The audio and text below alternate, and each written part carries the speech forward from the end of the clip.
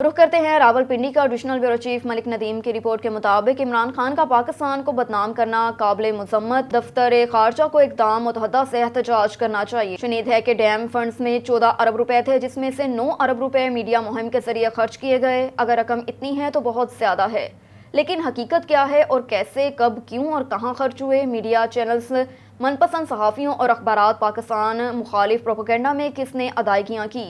क्या इस हमाम में सब नंगे हैं?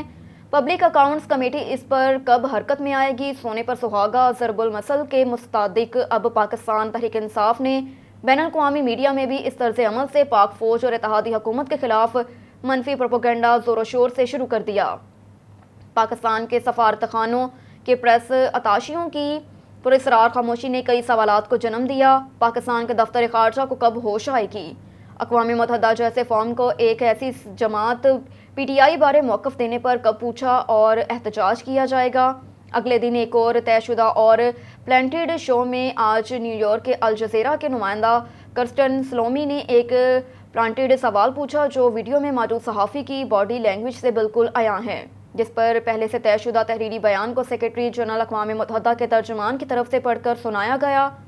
हुकूमत पाकिस्तान को ये संगीन मामला अक़वाम मुत्तहिदा के सामने उठाने की ज़रूरत है कि वो एक ऐसे मामले पर तबसरा करके इसके अंदरूनी मामलात में मुदाखलत कर रहा है।